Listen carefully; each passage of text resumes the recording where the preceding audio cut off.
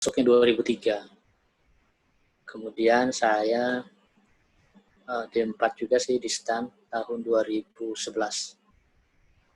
Kemudian saya lanjutin S2 di Maksi UI, masuk 2015. Oke ya.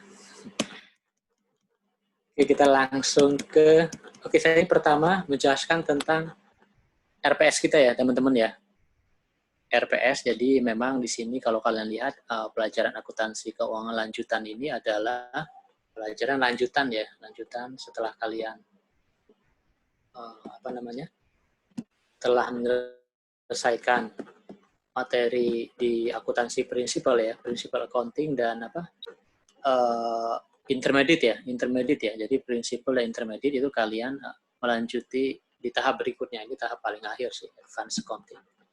Nah, sebenarnya di advanced accounting ini sendiri itu topik-topik yang kalian bahas adalah topik-topik yang mungkin sudah pernah kalian pelajari di principal dan intermediate ya. Hanya saja di sini ada tambahan yang mungkin lanjutannya ya. Oke, untuk buku yang utama ada dua. Pertama bukunya BIM ya, edisi 13. Ini sudah saya sharing di Google Classroom ya.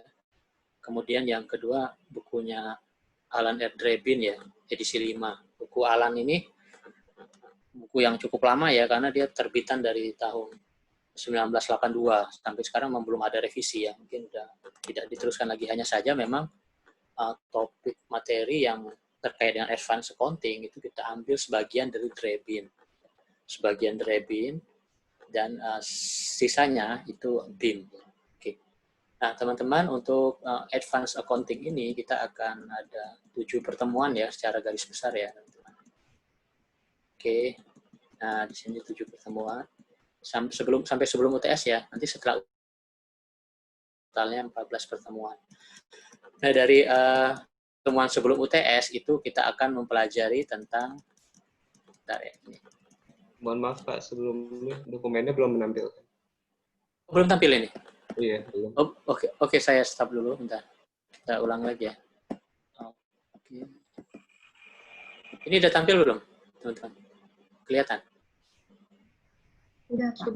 Sudah Pak. Ya, sudah Pak. Oke, ya. Nah, nanti bilang aja kalau misalnya nggak kelihatan atau nggak tampil ya Pak. Ini itu yang nggak tampil karena saya tadi ngekliknya sih share tapi memang harus diulangi sih. Oke teman-teman. Nah, jadi di sini capaian pembelajaran ya. Jadi ada 7 pertemuan sebelum UTS dan 7 pertemuan setelah UTS. Nah, sebelum UTS itu teman-teman akan membahas tentang likuidasi partnership ya. Jadi di sini memang mempelajari tentang proses likuidasi partnership, kemudian dilanjuti dengan likuidasi perseroan.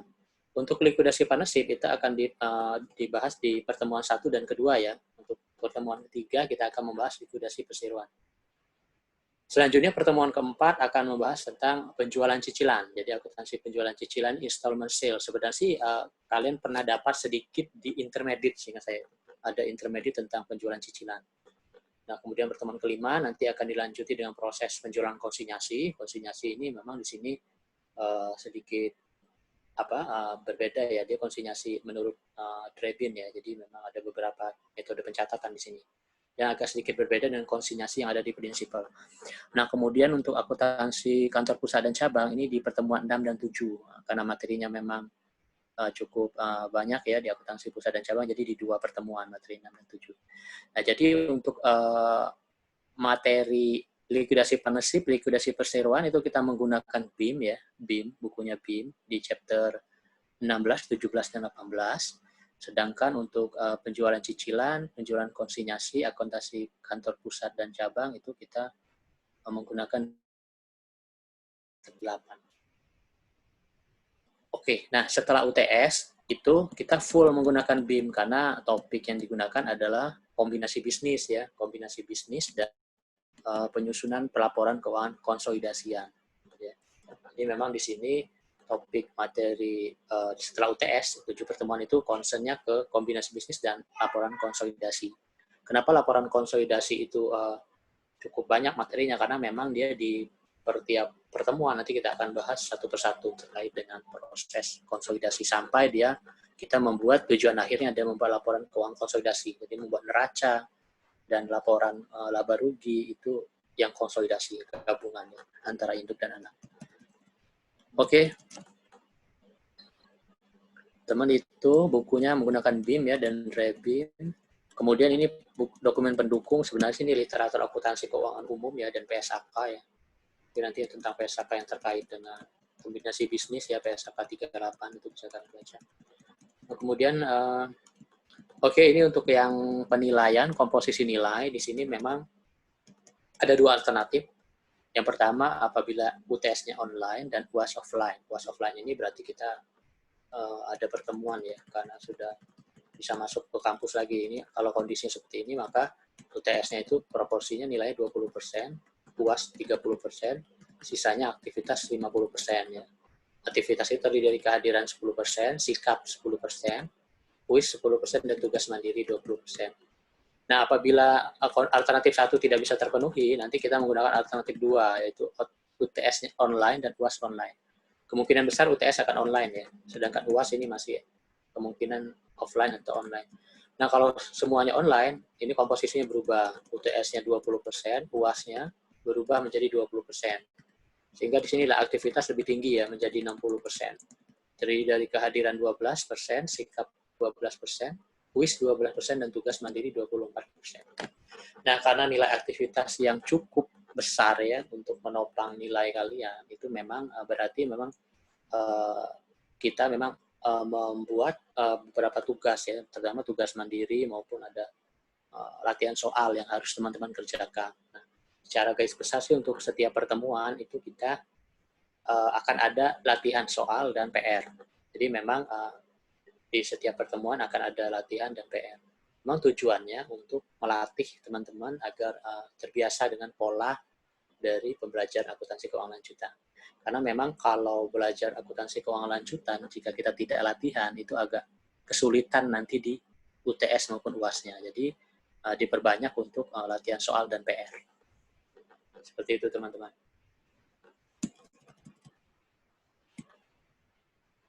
Oke, untuk nanti pola kuliah pertemuan kedua sampai selanjutnya nanti akan ada pertama kita kirimin link video ya untuk ditonton video pembelajaran. Nah, pada saat menyimak video pembelajaran teman-teman bisa menulis poin-poin pentingnya ya di buku catatan teman-teman. Nah, kemudian setelah itu teman-teman bisa diskusikan. Nanti akan ada sesi diskusi via Zoom. Apabila ada materi yang mungkin belum jelas atau mau ada yang ditanyakan, silakan nanti kita ada sesi Zoom sendiri untuk tanya jawab. Kemudian baru selanjutnya kalian teman-teman ada latihan soal ya. Nah, untuk latihan soal dan PR akan dikumpulkan via Classroom ya. Nanti kalian upload di Google Classroom, nanti saya approve tugas di situ sehingga nanti teman-teman langsung mendapat tugas. Bagi yang belum daftar di Google Classroom, mohon daftar ya. Kayaknya udah semua ya kemarin ya. 30 ya. Dan AKL, saya cek dulu 15. 29 ya. Google Classroom 29. Kita jumlah orangnya ada 30 ya, ada yang belum kayaknya. Ada satu orang yang belum masuk ke Google Classroom. Silakan nanti masuk ya. Saya nggak bisa cek sini siapa. Jadi total yang masuk baru total 29 student. Oke, nggak apa-apa. Nanti nyusul aja. Oke, teman-teman, saya absen dulu ya. Nah, absennya langsung saya rekam di portal. Oke.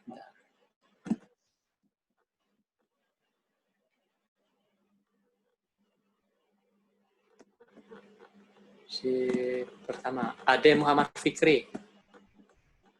Ade? Hadir, Pak. Oke, Ade hadir. Afzal Reski Ilmani. Hadir, Pak. Oke, Afzal hadir.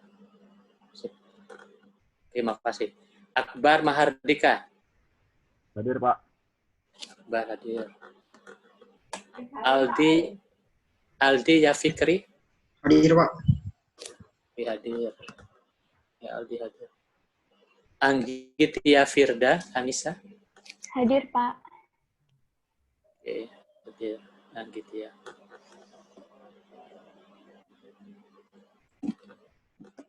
Oke. Kemudian Anindya Puspauda. Anindya. Hadir, Pak. Oke, Anindya hadir. Oke, makasih. Atikotur Roh. Hadir, Pak. Oke, hadir. Atikotur Rohman. Aulia Maulida. Hadir, Pak. Oke, hadir Aulia. Christine Paulina Pasaribu. Hadir, Pak. Oke, Christine hadir. Donela Mirsa Pratama. Hadir, Pak. Oke, hadir. Farid Briliawan. Hadir, Pak. Oke, hadir Farid. Bebita Sausan Salsabila. Hadir, Pak. Oke, Bebita hadir. Galuh Pramesti. Hadir, Pak. Galuh hadir ya. Haris Billy Manik. Hadir, Pak. Oke, hadir. Ilham Oksanugraha. Hadir, Pak. Oke, Ilham hadir ya. Iwan Zulfikar. Hadir, Pak. Oke, hadir. Kelvin Nusantara. Hadir, Pak. Oke, Kelvin hadir. Michael Robert. Hadir, Pak. Oke, Michael hadir ya. Mika Artani hadir. Oke, Mika hadir ya. Terima kasih ya. Oke. Muhammad Reza. Hadir, Pak. Oke, hadir. Niputu Devi. Niputu Devi Wulandari. Hadir, Pak. Oke, hadir. Niputu Prakti Sukma. Hadir, Pak. Hadir. Niken Aprilian. Hadir, Pak. Hadir. Reza Firmansyah. Hadir, Pak. Hadir. Hadir. Reza hadir. Rona Susan. Hadir, Pak. Hadir. Seno Aji. Hadir, Pak. Oke, hadir. Seranur. Hadir, Pak. Oke, Sarah hadir. Victoria Yaniar. Hadir, Pak. Oke, Victoria. Widya. Widya.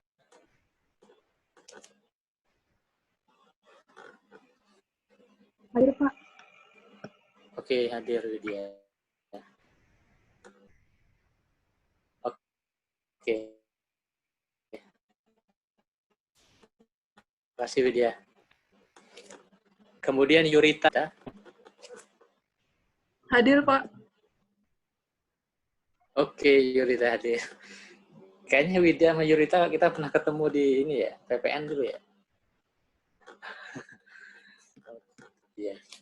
Oke, saya simpan ya presensinya hadir semua. Oke, teman-teman simpan. Iya, betul, Saya Pak. langsung iya, betul ya.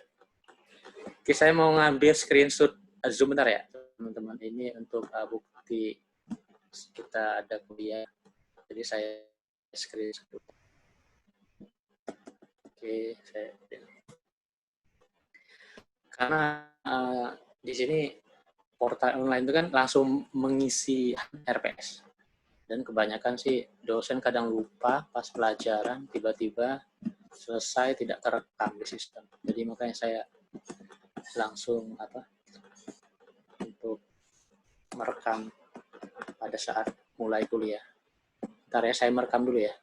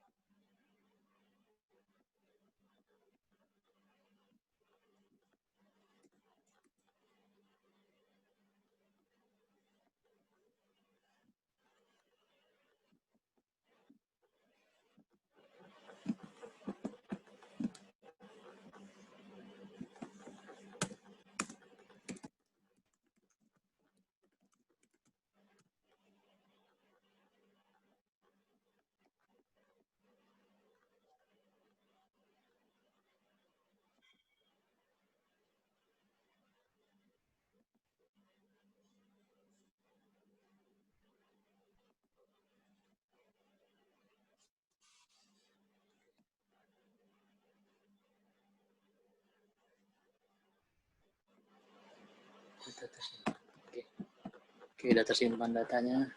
Absennya udah hadir semua.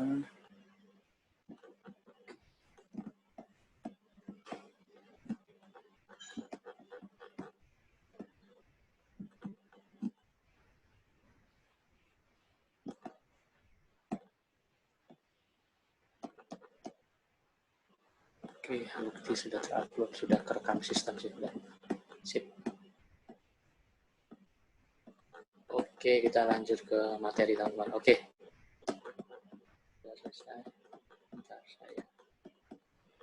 ini saya stop ya. Untuk RPS nggak ada yang mau ditanyakan nggak RPS?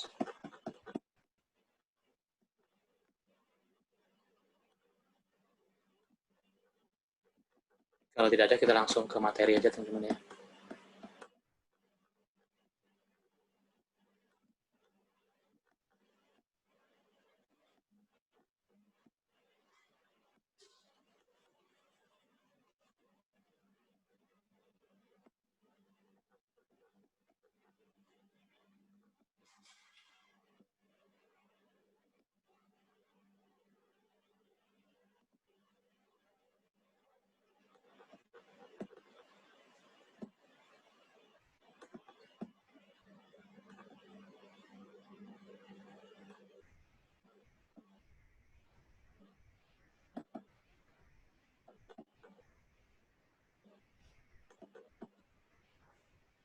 Ini share screen-nya kelihatan nggak?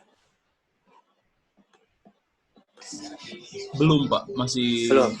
Masih off-file. putih ya? Oke, bentar, saya stop dulu. Screen harus 2 kali. Oke, kalau yang ini kelihatan? Sudah, Pak. Oke, sudah ya. Bentar, saya ini kelihatan teman-teman di sini? Kelihatan ya? Pak. Oke. Ya, kita mulai aja ya teman-teman. Oke. Di pertemuan pertama ini memang kita membahas tentang partnership ya di sini ya. Di sini partnership dibagi menjadi 2, bagian pertama itu dan bagian kedua di pertemuan kedua. Nah, bagian pertama ini yang disesuaikan dengan RPS. Kita akan membahas ya 5 topik teman-teman di sini. Yang pertama adalah tentang pembentukan persekutuan ya. Ini sekilas saja sih karena memang tidak terlalu bukan persekutuan di materi kita, tapi lebih kepada proses likuidasinya. Nah, kemudian di sini kalian akan mengenal tentang konsep profit and loss sharing agreement ya. Jadi di sini adalah konsep untuk pembagian keuntungan dan kerugian di antara partnership. Kemudian yang ketiga adalah pembubaran karena adanya perubahan kepemilikan. Yang keempat adanya aspek legal likuidasi dan proses likuidasi itu seperti apa, dan kondisi-kondisi yang menyebabkan sebuah perusahaan itu likuidasi ya, partnership itu likuidasi. Dan yang kelima adalah likuidasi sederhana, bagaimana kita membuat proses distribusikan kas kepada partnership ya, seperti itu. Oke, untuk pembentukan persekutuan itu kita di sini definisi dari partnership itu yang mengikuti undang-undang yang ada di Amerika ya. Sebenarnya kita menginduk ke bukunya BIM. Bukunya BIM itu menggunakan peraturan di Amerika ya. Untuk partnership itu sendiri dia di undang-undangnya Uniform Partnership Act ya, yang mengatakan bahwasanya persekutuan atau partnership itu adalah kegiatan usaha yang dimiliki oleh beberapa pihak. Nah, di sini dimiliki oleh beberapa pihak. Pihak sini bisa pihak yang memiliki modal ya, ataupun pihak yang memiliki keahlian. Gitu. Nah, di mana pihak-pihak tersebut bersepakat untuk mengikatkan diri. Jadi di sini ada kesepakatan dan mengikatkan diri menjadi satu kesatuan usaha yang sama. Nah, biasanya untuk melakukan pengikatan diri itu mereka harus membuat sebuah akta ya, akta pendirian partnership. Jadi di situ di akta tersebut dijelaskan klausul-klausul yang harus mereka taati dalam membangun sebuah partnership. Oke, itu untuk definisi persekutuan. Jadi memang cukup simpel ya. Kalau untuk persekutuan di Indonesia hampir sama sih. Hanya saja memang di kita disesuaikan dengan undang-undang yang ada di Indonesia ya. Pendirian persekutuan. Oke. Nah, di sini ada perbedaan antara persekutuan dan perseroan terbatas. Mungkin teman-teman yang udah membaca slide atau mungkin sudah pernah tahu tentang beda antara partnership dan perseroan terbatas itu apa aja atau bagaimana ada perbedaannya. Silakan kalau mau ada yang berpendapat terkait perbedaan persekutuan maupun perseroan terbatas.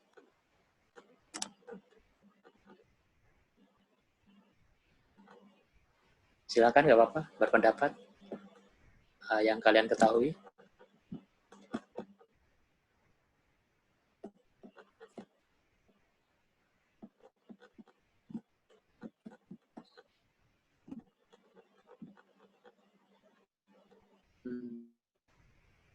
Pertanyaannya si Iwan, mana Wan yang kamu ketahui tentang perbedaan antara partnership dan perseroan?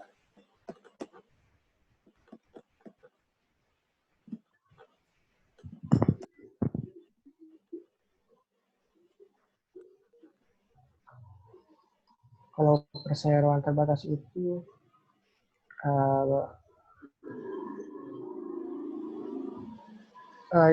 jadi sebuah badan yang berpisah dari, jadi badan itu terpisah antara orang yang memilikinya dengan badan tersebut. Sedangkan untuk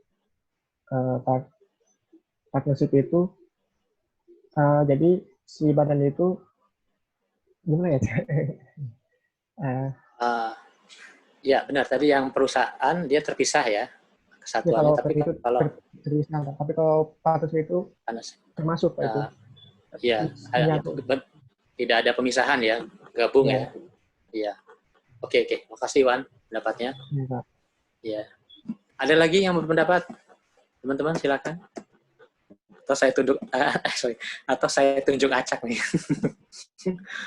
Ayo. Silakan. Yang mau. Izin Pak, kalau partnership itu kalau di Indonesia lebih kayak ke firma, sedangkan korporasi itu kayak PT. Jadi kalau firma itu nanti kalau nggak salah dua ada sekutu pasif, sekutu aktif. Terus kalau misalkan ada anggotanya yang keluar, jadinya firma itu bakal bubar Pak, nggak seperti Oke, betul ya. Oke, Donela, iya benar. Jadi benar itu ada kata kuncinya di sini nih. Jadi jangka waktunya ya. Nah, kalau misalnya si perseroan itu memang dibuat untuk jangka panjang ya, jadi tidak terbatas. Jadi kalaupun ada pemegang sahamnya yang pindah atau apa, ya perusahaan itu tetap berjalan gitu. Nah, tapi kalau partnership ini dia memang sedikit terbatas. Seandainya ada sekutu atau mitranya itu yang tidak bertahan lagi di situ atau keluar, itu otomatis bisa bubar partnership-nya. Jadi memang jangka waktunya terbatas ya. Seperti itu, betul. Oke. Ada lagi yang berpendapat? Iwan sama Donela. Yuk, yang lain teman-teman. Izin Pak. Oke, Ilham. Silakan Ilham. Kalau misalkan suatu partnership atau corporation itu memiliki utang, kalau yang partnership itu bisa sampai itu harta pribadi si partnernya Pak. Tapi kalau korporasi itu hanya sebatas modal yang dimiliki pada perusahaan itu Pak. Oke, benar. Oke, makasih Ilham. Ya, itu salah satu yang paling penting ya terkait dengan hutang, teman-teman. Nah, kalau partnership itu kalau misalnya partnership tersebut punya hutang, itu untuk membayar hutangnya kalau seandainya belum mencukupi itu hutang tersebut akan menarik aset-aset pribadi sekutu ya. Jadi akan menjadi jaminan atas tanggung jawab hutang tersebut. Jadi memang partnership ini agak sedikit ya, berbahaya bisa dikategorikan ya. Ya sedikit harus pemiliknya harus benar-benar ini ya mengerti bahwasanya sampai asetnya bisa disita, bisa dijadikan jaminan. Nah, tapi kalau perusahaan dia hanya sebatas modal aja kan, kalau PT atau perusahaan terbatas itu kan mereka pendiriannya berdasarkan saham. Ya udah, walaupun ada kerugian atau bangkrut ya, maka dia aset-asetnya atau hutang-hutang tersebut hanya menggerus sampai sebatas modal saham aja. Jadi nggak sampai ke pemilik yang punya direkturnya ya atau komisaris itu enggak, karena dia sudah di situ sudah disekat gitu, hanya sebatas modal saham, sudah dikunci di situ, jadi tidak sampai ke aset pribadinya direktur atau komisaris. Seperti itu teman-teman. Oke, sip. Oke, ada lagi yang mau nambahkan? Oke, Secara garis besar itu ya. Silakan siapa nih? Izin menambahkan, Pak. Ya, Rona ya. Ya, Mengenai Rona. aset, kalau partnership itu milik bersama, seperti yang dikatakan Ilham tadi, bisa menyangkut ke harta pribadi dari para sekutunya. Sedangkan corporation itu asetnya itu milik perusahaan itu sendiri. Jadi perusahaan itu merupakan badan hukum yang berdiri sendiri, seperti itu, Pak. Oke. Ya, oke. Makasih Rona, benar. Ya, itu dari aspek aset, benar. Jadi kalau partnership itu asetnya bersama ya, tapi kalau corporation itu dia atas aset tersebut itu sudah asetnya perusahaan. Jadi memang udah beda nama, jadi nggak lagi atas nama pribadi, tapi udah atas nama PT-nya ya, PT perusahaan tersebut. Seperti itu ya, udah benar. Oke. Sip. Ya, oke. Oke, itu teman-teman ya, secara garis besar nanti memang kita akan membahas tentang likuidasi partnership itu di pertemuan 1-2 dan likuidasi perseroan. Nanti kalian lihat di situ ada sedikit perbedaan antara likuidasi partnership dan perseroan. Jadi kita lanjut ya. Nah, kemudian untuk pembentukan ini sebenarnya sih sama sih, pada saat pembentukan ini mereka harus melakukan penyerahan ya investasi ya dari masing-masing sekutu ke dalam persekutuan. Biasanya sih berupa aset ya, ataupun berupa aktiva tetap ataupun berupa keahlian di sini.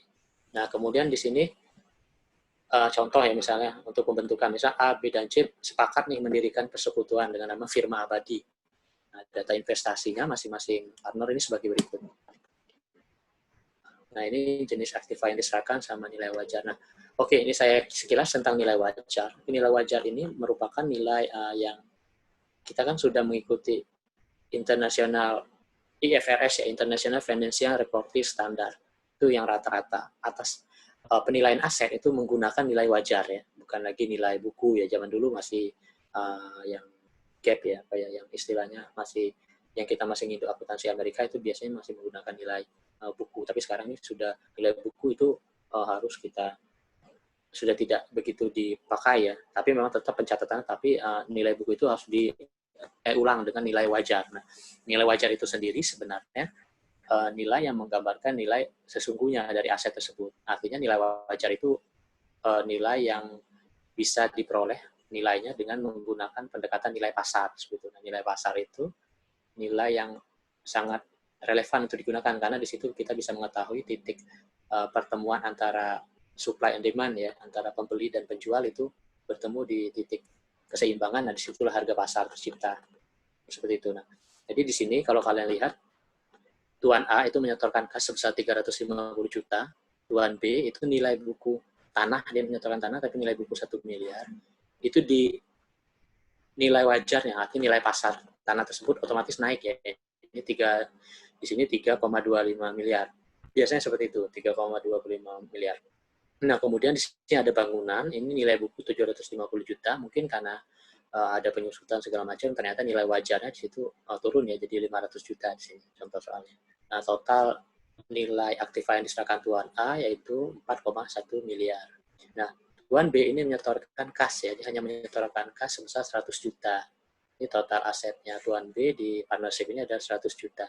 Nah, sedangkan Tuan C itu menyetorkan truk ya, nilai buku truk itu 400 juta, sedangkan nilai pasarnya truk itu 250 juta. Jadi total investasi yang diserahkan seluruh anggota atau seluruh partner itu sejumlah 4 miliar ya, 450 juta teman-teman. Nah, lalu bagaimana penjunalannya? Ini hanya pengetahuan teman-teman aja ya. Kita sekilas di sini penjunalannya seperti ini. Jadi kasnya itu tadi total 450 juta ya. Tanah itu dengan nilai wajar ya 3,25 miliar, bangunan 500 juta dan truk 250 juta. Nah, di sini kita mencatat modal sekutu A ya. Ini terciptanya modal di sini. Modal sekutu A sebesar 4,1 miliar ya. Modal sekutu B 100 juta dan modal sekutu C 250 juta. Modal sekutu dicatat sebesar nilai wajar atau nilai pasar dari masing-masing investasi yang diserahkan sesuai dengan kesepakatan. Jadi memang metode yang pertama adalah ketika mereka melakukan setoran investasi di awal partnership tersebut, para partner itu pencatatan modal para partner itu berdasarkan nilai pasar atau nilai wajar. Oke. Nah, lalu bagaimana kalau misalnya nih ternyata kita kesulitan menggunakan nilai wajar atau nilai pasar. Misal, kalau contoh untuk kesulitan, kalian tahu saham PT misalnya perusahaan Danone ya, Aqua itu kan dulu dia terbuka, sekarang menjadi tertutup. Nah, kita nggak tahu tuh nilai pasar saham itu berapa, kan tidak ada nilai sahamnya ya, kan kita tidak menemukan saham tersebut di pasar saham kan. Kita jadi tidak mengetahui nilai wajar dari saham tersebut. Nah, itu akhirnya dibuatlah metode lain. Caranya apa?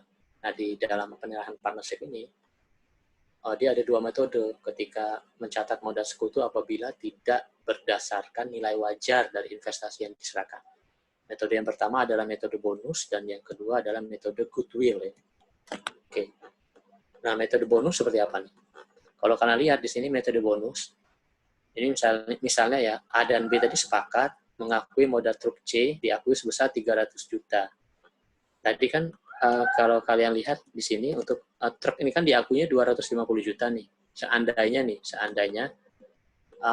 A dan B ini sepakat kita nggak menilai truk itu 250 juta, tapi kita menilainya sebesar 300 juta nih. Jadi dinaikkan harganya dari 250 ke 300. Nah, berarti di sini akan ada selisih ya. Selisih 50 itu dianggap sebagai bonus ya. Jadi C itu seolah-olah memperoleh bonus sebesar 50 juta. Bonus C tersebut dia akan mengurangi modal A dan B. Jadi catatannya seperti ini. Jurnalnya, modal sekutu A berkurang 25 juta ya, modal sekutu B berkurang 25 juta, modal sekutu C bertambah 50 juta. Nah, jadi efek dari A dan B sepakat menaikkan nilai truk dari 250 menjadi 300, sehingga di sini seolah-olah C mendapat bonus sebesar 50 juta. Bonusnya dibayar dari mana? Bonusnya dibayar dengan mengurangi modal sekutu A dan B. Seperti itu. Ya. Nah, jadi kalau misalnya kalian lihat di sini, 4,1 miliar ini berkurang 25 juta dipindahkan ke C. Yang B 100 juta ini nilai dia 25 juta dipindahkan ke C, sehingga C di sini dari 250 mendapat tambahan 25 ditambah 25, 250 tambah 50, 300, jadi menjadi 300 juta. Jadi kalau metode bonus itu hanya perpindahan kantong aja ya, dari A ke C, B ke C, sehingga secara keseluruhan total asetnya tetap 4,425 miliar. Nah, bagaimana dengan metode kedua? Metode kedua itu menggunakan metode goodwill ya. Nah, sedikit berbeda dengan metode bonus. Metode goodwill ini dia akan menciptakan aset baru ya, aset tak berwujud bernama goodwill. Contohnya nih, misalnya A dan B sepakat, dia menilai modal C itu semulanya tadi kan 250, dia akui sebesar 350 juta. Di sini kenapa sih A dan B berani mengakui modal C yang awalnya 250 dinaikkan menjadi 350 juta? Itu karena ternyata C punya peran penting ya dalam persekutuan. Bisa jadi si C ini dia punya channel supplier misalnya, atau dia memiliki channel pemasaran yang bagus gitu ya. Dia banyak kenalan di pemasarannya ataupun di suppliernya, sehingga A dan B ini berani untuk merekrut C dan mengakui nilai 250 juta itu menjadi 350 juta. Nah, efeknya berarti selisih antara 350 dan 250 itu akan terciptanya namanya apa? Akun baru ya, goodwill senilai 100 juta. Nah, goodwill ini bisa diamortisasi selama 10 tahun. Jadi jurnalnya di sini menciptakan aset baru ya, aset tak berwujud bernama goodwill sebesar berapa? 100 juta. Kemudian di sini akan ada tambahan modal sekutu C, 100 juta. Nah, kalau kalian lihat di metode goodwill ini tidak ada pengurangan kapital A dan B. Karena di sini untuk mengkompensasi dari kelebihan nilai 350 itu dia menciptakan aset baru, goodwill 100 juta, dan langsung modal sekutu C bertambah 100 juta. Sehingga di sini nanti akan ada proporsi dari total asetnya yang awalnya 4,1, 100, dan 250, ketambahan goodwill 100 juta di sini. Jadi C. Jadi sehingga totalnya asetnya berubah dari 4,425 menjadi 4,525 ya. Teman-teman, seperti itu. Oke, untuk metode bonus, pencatatan metode goodwill ada yang mau ditanyakan? Izin bertanya, Pak. Bentar, ini siapa nih? Bentar, teman-teman. Saya Muhammad Muhammad Reza ya. Oke. Untuk Silakan Reza. metode bonus, Pak. Bonusnya kan mengurangi modal A dan B. Iya. Ini tuh sebesar sama antara A dan B atau selalu sama atau sesuai proporsi modal yang disetor. Oke, siap. Oke, ya. Kasih Reza. Oke.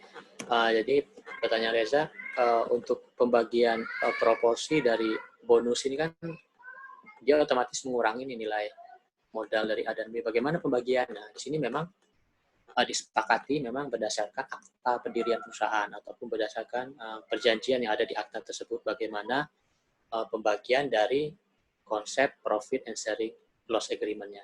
Nanti akan kita pelajari di slide selanjutnya. Intinya nanti boleh dia tetap pembagiannya berdasarkan proporsi, misalnya 50-50 bisa, atau berdasarkan proporsi lain yang ditentukan. Misalnya 70 berbanding 30, boleh. Atau berdasarkan modal yang disetor, misalnya nih. Di sini bisa kalian lihat nih, modalnya 4,1 miliar ya, berarti proporsinya si A ini bisa lebih besar dibandingkan si B yang hanya 100 juta. Bisa seperti itu. Tergantung nanti dari kesepakatan para partnership tersebut ya. Bisa menggunakan proporsi yang sama ataupun yang berbeda, ataupun berdasarkan proporsi modal yang disetor. Begitu, Reza. Oke, makasih, Pak. Iya, oke, sama-sama. Oke, kita lanjut ya ke tambahan investasi ya. Nah, sebenarnya untuk tambahan investasi ini jurnalnya hampir sama dengan pada saat pendirian ya. Jadi di sini contohnya nih, si Tuan B misalnya selama dalam tahun tersebut dia menambahkan peralatan kantor misalnya. Jadi peralatan kantor itu nilainya kan 60 juta, nilai bukunya harga pasarnya itu 35 juta. Nah, berarti dicatat aja peralatan kantor ya, berdasarkan nilai wajarnya, nilai pasar 35 juta. Di jurnal di kreditnya modal sekutu B bertambah sebesar 35 juta. Seperti itu ya. Kalau misalnya nanti si Tuan C misalnya menambahkan lagi mobil, misalnya mobil operasional misalnya seharga 200 juta, ya udah berarti mobil 200 juta pada modal sekutu C, 200 juta. Seperti itu ya teman-teman. Jadi tidak begitu berbeda dengan pencatatan di awal tambahan investasi. Nah, kemudian di partnership itu ada konsep prive ya, prive atau pengambilan uang ya. Istilahnya kalau di bukunya BIM dia itu menggunakan istilah withdrawal ya atau drawing ya istilahnya pengambilan. Jadi withdrawal ini adalah pengambilan uang yang sifatnya sementara untuk kepentingan pribadi. Jadi misalnya di sini Tuan A sebagai sekutu melakukan pengambilan uang ya untuk kepentingan sekolah anaknya sebesar 5 juta pada tanggal 7. Ini jurnalnya bisa dicatat ya. Ini dia menggunakan akun antara ya. Jadi pada saat pengambilan dia menggunakan akun tidak langsung mendebit modal tapi ada akun tambahannya, akun antaranya. Cadangan perubahan modal sekutu A ya 5 juta pada kas 5 juta. Nah, nanti pada akhir bulan disesuaikan. Jadi modal sekutu A langsung berkurang 5 juta, pada cadangan perubahan modal sekutu A 5 juta. Jadi sebenarnya kalau untuk prive ini bisa langsung jurnalnya bypass-nya ya, bisa kalian menggunakan modal sekutu A pada kas. Tapi di contoh ini dia menggunakan akun antara, cadangan perubahan modal sekutu A pada kas. Sama seperti kalian belajar di akuntansi prinsipal tentang cadangan piutang, itu kan ada yang langsung pada saat penghapusan piutang pada kerugian pada piutang ya, ada PDEPS expense pada akumulasi, ada yang akun antara, ada yang langsung dia utang pada kerugian pada utang langsung di istilahnya write off ya, dihapus piutang. Seperti ini sama sih. Ini menggunakan metode cadangan. Oke, itu teman-teman untuk yang pembentukan ya sekilas saja sih, jadi tidak terlalu dalam kita pelajari. Kalau kalian mau mendalaminya bisa dipelajari di chapter 16 ya, di slide yang chapter 16. Itu sangat detail. Tapi kalau pertemuan pertama ini kita tidak begitu detail membahas persekutuan karena memang topik yang kita prioritaskan adalah tentang likuidasinya. Oke, kita lanjut ya. Oke, nah di sini topik yang kedua tentang profit and loss sharing agreement. Nah, di sini yang tadi pertanyaan Reza. Bagaimana tentang persetujuan dari proporsi pembagian profit dan loss-nya. Oke, kita lanjut ya. Nah, profit and loss sharing agreement ini sebenarnya adalah poin-poin yang harus ditekankan di sini ya. Jadi di sini the partnership article. Jadi pasal-pasal yang di dalam partnership ini harus secara clearly ya, jelas state menyatakan bahwa distribusi profit dan loss itu diungkapkan secara jelas gitu ya, distribusi profit dan loss. Nah, biasanya sih untuk mempertimbangkan proporsinya ya, proporsi pembagiannya itu bisa dipertimbangkan berdasarkan kondisi-kondisi ini ya, selain waktu dan investasi yang diberikan adalah bonus allowance-nya ya. Jadi setiap partner itu bonusnya berapa dibayarkan, nah itu diperhatikan juga. Ada juga gajinya ya, salary allowance-nya untuk setiap partner. Kemudian ada interest allowance, jadi interest ini timbul karena memang partner itu kan menyetorkan modal di awal tuh. Nah, biasanya modalnya diberikan bunga oleh partnership ya, sebagai bentuk tambahan penghasilan bagi mitra itu. Jadi ada interest allowance di sini, berdasarkan modal yang diinvestasikan. Nah, sisanya kalau misal dia sudah membayar bonus, jadi partnership itu sudah membayar bonus, gaji, dan bunga, itu ada sisa namanya sharing ya, sharing of remaining sisa amounts, jadi sisa dari profit itu. Nah, ini juga menjadi pertimbangan. Nah, di sini untuk tata cara pembagian keuntungan atau resiko kerugian harus disepakati oleh para sekutu pada saat pendirian persekutuan ya, dan dijelaskan di dalam akta. Jadi di akta tersebut diklirkan bagaimana proses pembagian labanya.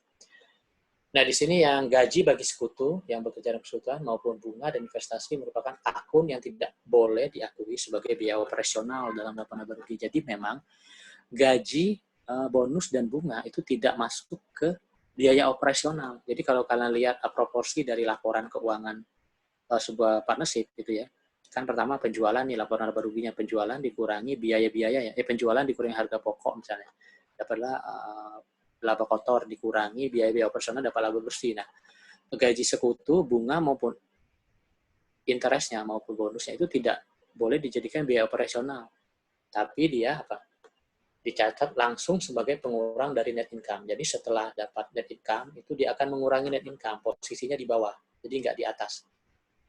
Tapi dia di bawah net income, bukan di atas net income.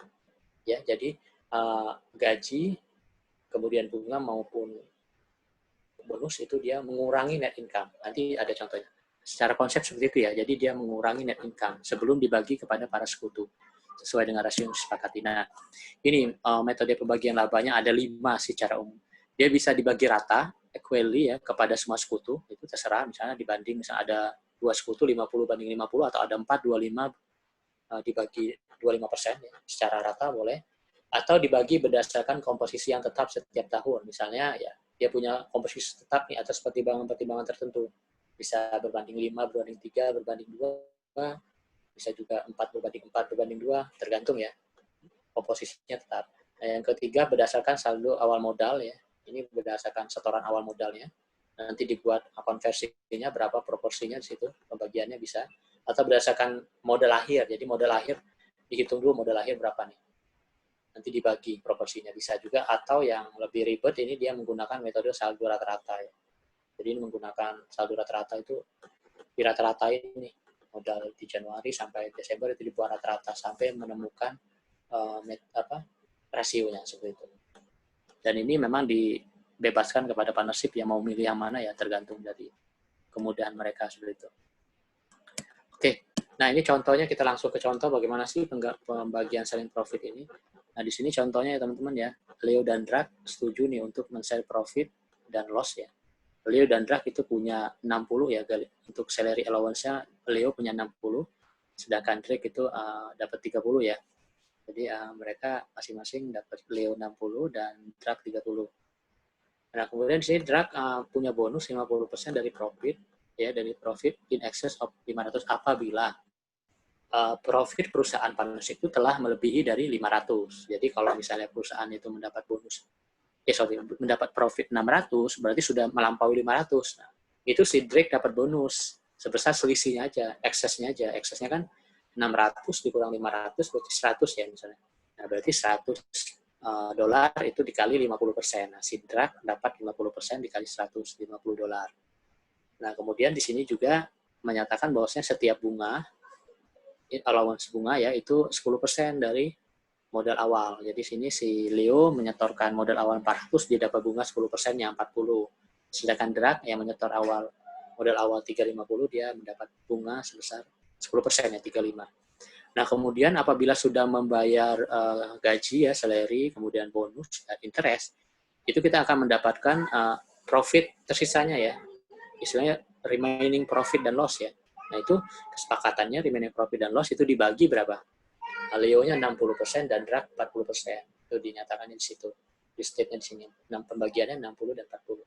Nah, yang terakhir partnership profit-nya itu ternyata 660. Jadi menghasilkan profit di tahun berjalan sebesar 660 ya.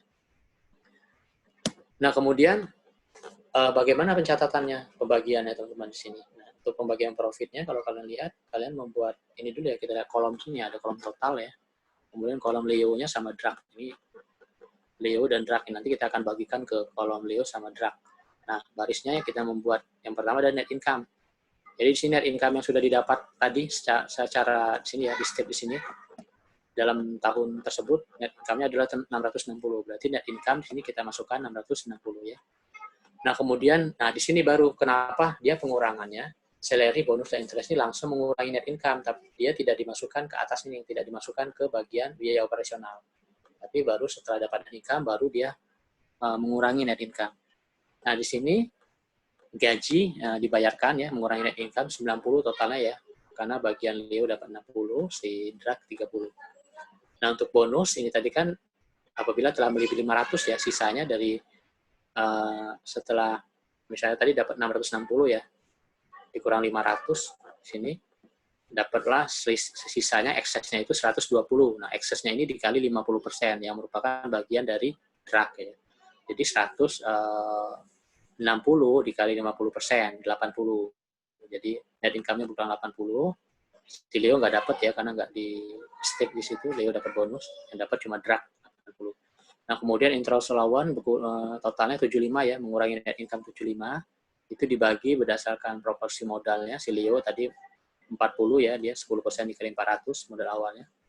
Nah, dapat nih Leo 40. Kemudian si drag dia 35 dapatnya, karena modal awalnya 350 dikali 10% 35. Nah, kemudian di total di sini teman-teman, setelah net income dikurangi gaji, dikurang bonus, dikurang interest, dapatlah ini sisanya ya, sisa keuntungan, sisa profit sebesar 415. Ini istilahnya remaining profit ya, atau remaining loss ya, tergantung. Nah, ini 415, di split ini dibaginya berdasarkan proporsi 60-40. Jadi sini Leo dapat 60%-nya, 249, dan drag dapat 40%-nya, 166. Jadi alokasi net income itu sudah, net income sudah teralokasi semua ya. Ini 0 ini maksudnya sudah tidak ada lagi yang sisa. Semua sudah teralokasi ke Leo, totalnya 349 dan drag 311. Seperti itu. Kalau contohnya pembagian profit ketika perusahaan tersebut masih berjalan operasional. Jadi tiap tahun dibagi. Dia ada keuntungan 60, dibagi berdasarkan proporsinya sehingga dapat bagian net income masing-masing anggota. Oke, lalu yang ke contoh selanjutnya bagaimana ternyata kalau profitnya bukan 660 tapi 120 misalnya. Berarti kalau udah 120 di sini sedikit berkurang profitnya ya, kecil ya. Jadi 120 ini ya tetap nanti net income di sini 120. Gajinya dulu dibayar 90 ya. Jadi net income-nya berkurang 90. Nah, gaji dibagi ke Leo 60 dan si drag 30. Nah, bonus lawannya 0. Kenapa 0? Karena tadi di sini dia tidak mencapai 50. Income dan exit tidak melebihi 500, tidak melebihi 500. Karena dia hanya 120 sehingga tidak ada bonus untuk si drag ya. Kalau misalnya dia sudah melampaui 500, misalnya 510, ada bonusnya tuh 10 ya, 10 eksesnya berarti $5, 50%-nya ke drag misalnya seperti itu. Nah, karena di sini tidak ada bonus ya, karena tidak melebihi 500 profitnya, dia tidak dikasih bonus. Jadi bonus allowance-nya 0. Nah, kemudian di sini ada interest allowance teman-teman. Di sini interest allowance-nya 75 ya, berkurang tadi. Berarti net income-nya berkurang nih 75.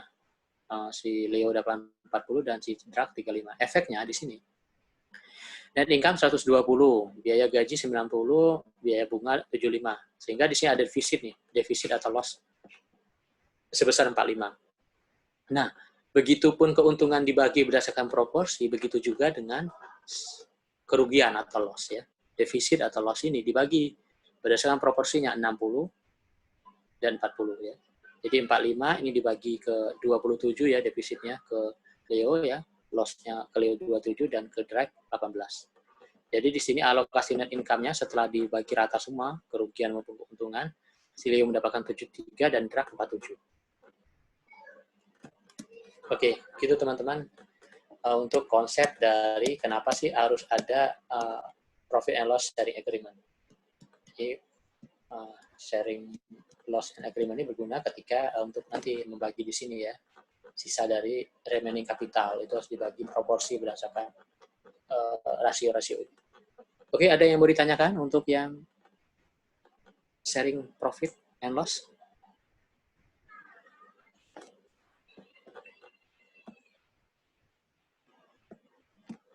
Pak, izin bertanya. Ya, Febita, silakan. Pak, saya yang poin kedua itu, yang bonus 50%, saya bingung mengartikan kalimatnya gitu loh, Pak. Oh, bingung kalimat itunya ya? Di state di situnya ya? Iya, Pak. Oke. Febita. Makasih, Pak. Iya, sama-sama. Oke. Nah, di sini memang untuk bonus itu sendiri sih sebenarnya kan klausul yang dijelaskan di aktanya itu memang berbeda-beda sih tergantung dari partner itu. Nah, di contoh soal ini memang klausulnya dijelaskan gini. Jadi di sini Drak has a bonus, artinya dia dapat bonus 50% of profit. 50% profit apa bahasanya? Profit telah melebihi 500 berarti selisih dari kelebihan tersebut ya. Itulah yang menjadi bonus dari Drak. Dan memang di sini sih memang klausul ini memang sedikit membingungkan bagi kita yang berbeda partnership-nya ya di Indonesia dengan Amerika. Di Amerika itu biasanya ya ini dia menggunakan misalnya nih memang targetnya kayak gini. Kayak misalnya nih kita maaf ya teman, misalnya di pajak ya, di DJP misalnya nih, di pajak itu kan target kita adalah misalnya 1.000 triliun misal 1.000 triliun. Nah, bonus didapatkan apabila DJP bisa mencapai 1.000 triliun ya. Apabila bonus diberikan apabila telah melewati 1.000 triliun pencapaiannya. Jadi di sini berarti hanya sekedar selisihnya saja. Misalnya ternyata yang kita mencapai kan dari 1.000 triliun cuma tercapai misalnya 1.100 triliun bisa tercapai. Ya udah bonusnya itu 100 triliun dari 100 triliun itu. Jadi 1.100 dikurang 1.000. Jadi 100 triliun dikali berapa bonusnya.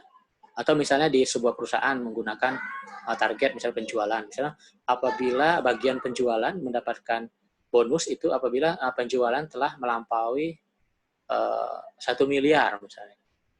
Jadi kalau misalnya dia penjualan 900 juta, mendapat bonus nggak? Enggak ya.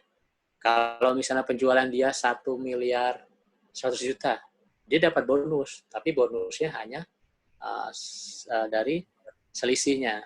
Gitu. Oke, seperti itu. Salsa, gimana? Cukup jelas atau jelas, Pak. Masih Makasih. Febita ya. Cukup jelas Febita ya? Ya, jelas, Jadi Pak. seperti itu ya. Oke. Oke, ada lagi yang mau ditanyakan? Oke. Kalau nggak ada kita lanjut ya ke yang ketiga ya, topik ketiga. Nah, ini sebenarnya simpel aja sini tentang pembubaran karena perubahan kepemilikan. Jadi kalau di sini memang bagaimana kalau terjadi perubahan kepemilikan? Di sini memang di state persekutuan didirikan dan beroperasi berdasarkan akta pendirian yang mengikat para sekutunya. Jika terjadi pengunduran diri dari salah satu sekutu atau penambahan sekutu baru, otomatis akta pendiriannya sudah ada tidak berlaku lagi. Jadi di sini memang perlu dibuatkan akta baru. Jadi limited life. Jadi memang apabila ada sekutu yang mundur, ada sekutu yang masuk, karena proporsinya berubah, berarti akta yang lama nggak bisa digunakan. Jadi harus menggunakan akta baru. Makanya sedikit dinamis ya partnership ini. Karena setiap sekutu ada yang keluar, ada yang masuk, ada perubahan akta. Seperti itu. Nah ini contohnya nih, firma satu karib dimiliki oleh Aura, Alora, dan Aluna. Dengan modal sebagai berikut. Aura modalnya 200 juta. Alora 250 juta, Aluna 550 juta. Total modal seluruhnya adalah 1 miliar. Nah, misalnya nih pengunduran diri salah satu sekutu, misalnya Aura itu yang tadi yang pertama modal 200 juta mengundurkan diri ya dari FA satu kali. Alora dan Aluna sekutu yang masih tersisa setuju memberikan uang kas sebesar 250 juta kepada Aura terdiri dari pengembalian modal awal dan bonus 50 juta. Modal awal dia kan 200 juta itu dikembalikan semua dan ditambah bonus 50 juta. Nah, di sini bonus tersebut dikompensasikan sebagai goodwill. Nah, bagaimana pencatatannya? Nah, karena perusahaan tidak mau mengurangi modalnya ya, jadi bonus itu kan tadi bisa aja dikurangi berdasarkan modalnya si Laura dan Aluna ya, tapi tidak, di sini dia hanya tidak mengurangi, tapi dia menciptakan akun baru ya, aset baru, yaitu goodwill. Jadi di sini pencatatan adalah pertama kita munculkan goodwill ya, akibat dari bonus itu sebesar 50 juta, jadi goodwill dicatat 50 juta. Kemudian efeknya adalah modal Aura bertambah sebesar 50 juta ya. Nah, kemudian di sini baru modal Aura kan dia udah keluar nih, debit semua. Tadi kan modal Aura awalnya 200 juta, ditambah goodwill 50 juta, jadi 250 juta. Modal Aura 250 juta didebit ya, dihilangkan karena dia udah keluar. Kemudian partnership persekutuan mengeluarkan bank ya, kas sebesar 250 juta. Seperti ini. Tergantung mereka mau sepakatnya seperti apa ya. Jadi di sini 250 juta. Atau nanti menggunakan metode bonus ya. Bisa jadi di sini ya udah berarti di sini nanti pengurangan ya. Jadi modalnya si Alora dan Aluna berkurang, kemudian modal Aura bertambah. Di sini modal Aura dihilangkan semua, kas di sini sejumlah 250 juta bisa seperti itu. Ini contoh jurnal aja teman-teman. Jadi sekedar pengetahuan aja sih kalau ada pengunduran diri dari salah satu sekutu. Oke, di next aja ya, kayaknya ini nggak terlalu susah ya, sama kayak tadi metode tadi ya. Kita ke pelajaran inti nih di pertemuan pertama tentang aspek likuidasi dan prosesnya. Oke. Nah, teman-teman di sini sebenarnya kondisi yang tadi pembentukan kemudian operasional biasa itu kondisi yang normal, artinya perusahaan tersebut akan terus going concern, terus melakukan usahanya. Dalam hal ini perusahaan langsung terus untuk beroperasi secara normal. Nah, pada saat titik di mana perusahaan tersebut sudah tidak lagi beroperasi dalam hal ini, bisa jadi tadi di sekutu tadi bisa keluar ataupun membubarkan diri, itu berarti mau tidak mau kita harus memasuki proses likuidasi. Nah, di proses likuidasi ini ada 4 asumsi yang digunakan. Pertama adalah bisnis dalam keadaan solvent. Jadi maksudnya bisnis ini dalam keadaan solvent ini dia bisnis dalam keadaan solvent ini dia tidak punya hutang, tidak terlilit adanya hutang ya akibat kesulitan keuangan. Tidak seperti itu. Tapi bisnis dalam keadaan solvent ini bisnis ini bubar itu karena adanya perbedaan prinsip ya, adanya tidak cocokan antara para partner. Nah, biasanya seperti itu kondisinya. Jadi, misalnya partner C sudah tidak lagi sejalan dengan bisnis di sekutu A dan B, tidak lagi sejalan pemikirannya untuk mengembangkan usaha tersebut. Sehingga mau tidak mau perusahaan tersebut harus membubarkan diri. Jadi ini maksudnya, bisnis dalam keadaan solvent ya. Berbeda lagi kalau bisnis dalam insolvent. Kalau insolvent itu dia perusahaan tersebut dalam kesulitan keuangan, artinya perusahaan tersebut bubar itu karena memang hutangnya udah terlalu banyak. Misalnya ada tuntutan dari sekutu, ada tuntutan dari obligator, dari kreditor, dari karyawan, sehingga perusahaan itu insolvent ya, secara aset sudah tidak liquid lagi. Ya. Nah, kalau kondisi yang ini likuidasinya adalah asetnya masih liquid, solvent, tapi bubarnya itu bukan karena adanya ada tuntutan hutang atau ganti rugi atau adanya keadaan yang insolvent ya, tapi ada kondisi yang berbeda pemahaman, berbeda prinsip ya di antara para sekutu seperti itu teman-teman. Jadi adanya perbedaan prinsip lah sehingga mereka itu bubar. Nah, yang kedua adalah para partner memiliki ekuitas dalam net asset. Jadi di sini memang setiap partner ada asetnya. Jadi mereka menyumbangkan aset di situ. Tadi dia ada menyumbangkan tanah, kas, bangunan, gedung, ataupun tanah, ataupun truk, seperti itu ya. Nah, kemudian yang C, tidak ada pinjaman para partner. Jadi di sini memang para partner itu tidak ada pinjaman di partnership, itu kondisinya, asumsinya. Kalau ada pinjaman gimana? Nah, kalau ada pinjaman, berarti nanti pinjaman tersebut harus dilunasi terlebih dahulu ya, seperti itu. Nah, kemudian yang D, aset dikonversi menjadi kas sebelum kas didistribusikan kepada partner. Jadi tadi kalau ketika likuidasi itu aset yang hanya dilihat adalah aset kas dan non kas ya. Jadi aset-aset selain kas itu harus dikonversi menjadi aset kas. Nah, proses likuidasi itu secara garis besar itu ada 4 tahap. Pertama, mengkonversi aset non kas dan menjadi kas. Nah, kenapa sih klasifikasinya berubah? Karena memang kalau kondisi yang normal, kalau kalian lihat di neraca itu kan kondisi normal itu aset diklasifikasikan menjadi aset lancar, aset tetap maupun aset tak berwujud, ya enggak? Nah, kalau dia likuidasi ini asetnya sudah berubah, pembagian klasifikasinya kas dan aset non kas. Seperti itu. Jadi asetnya hanya kas dan aset non kas. Klasifikasinya seperti itu. Nah, kemudian kedua mengakui gain atau loss dan expand. Apa maksudnya? Nah, jadi ketika kita mengkonversi aset non kas itu menjadi kas, itu biasanya kita menjual tanah, menjual bangunan. Itu kemungkinan ada keuntungan maupun kerugian akibat transaksi penjualan tersebut. Nah, keuntungan maupun kerugiannya ini diakui sebagai apa? Sebagai gain atau loss-nya diakui dalam proses likuidasi tersebut. Jadi dia akan menambah modal partner maupun mengurangi modal partner. Kalau ada loss berarti mengurangi. Nah, expand gimana? Expand itu ya biaya-biaya ya, biasanya terkait dengan biaya likuidatornya, biaya akuntannya, biaya penilai dalam proses likuidasi itu harus dibayarkan. Nah, kemudian ketiga membayar semua liabilitas. Ini apa sih liabilitas? Ini adalah hutang-hutang ya, hutang-hutang kepada kreditor maupun kepada para partner itu harus dibayar.